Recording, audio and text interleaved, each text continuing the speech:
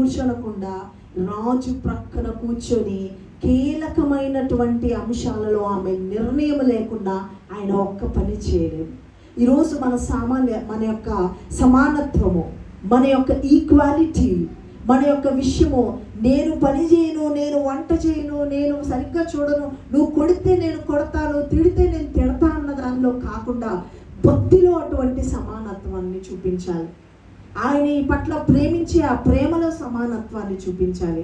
మన పురుషుడు ఎలా ఉన్నా విశ్వాసి అయిన భర్తను బట్టి భార్య మార్చబడుతుంది, భార్యను బట్టి భర్త మార్చబడాలి. కాబట్టి మనం మార్చే ఛాన్స్ దేవుడు మనకి ఇవ్వలేదు. కాబట్టి అయ్యా, నువ్వు ఆ రోజు హవ్వ తప్పు చేస్తే ఆదామును కూడా వెళ్ళగొట్టావు.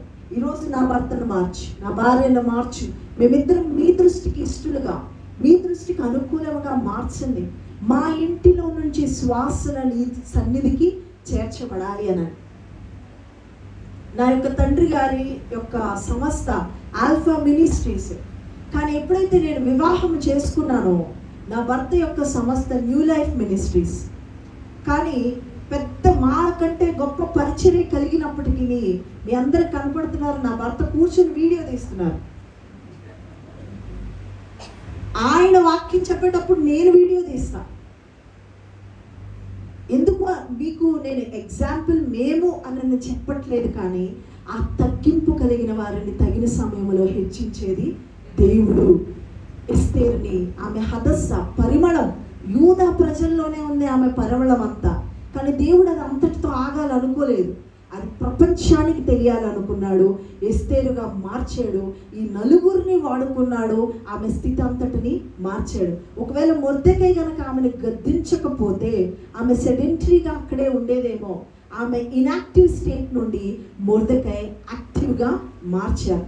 మన యొక్క ఎమోషన్స్ అన్నీ రోలర్ కోస్టర్ రైడ్లా ఉన్నప్పటికీ, ఇవన్నీ సాటన్ కలుగు చేసినప్పటికీ, ఎండ్ ఆఫ్ ద డే దేవుడు మన యొక్క ఎమోషన్స్ నుంచి ఒక విక్టరీని తీసుకొని వచ్చి ఆయన నిలబెట్టి మన పక్షాన్ని నుంచుంటాడు. మనము ఆయన యందు బలవంతులుగా మార్చుదాం. గుణవంతుడైన భర్త అని బైబిల్లో ఎక్కడా లేదు, కానీ గుణవంతురాలైన భార్య అని 31వ అధ్యాయం సామెతలో 31 వచనాలు ఉన్నాయి. అంటే నెలకు 31 రోజు చొప్పున ఏ రోజుకి ఆ రోజు ఆ వచనాన్ని చదివేది మనం పాటించాలి. హల్లెలూయా.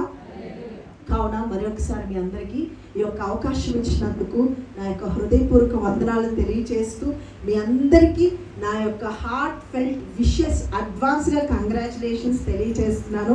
దేవుని చిత్తములో మీ యొక్క కృతజ్ఞత కూడికలో మీరు విజయాన్ని సాధించి నేను అందులోనికి రావాలని ఆశపడుతున్నాను. Thank you so much. God bless you.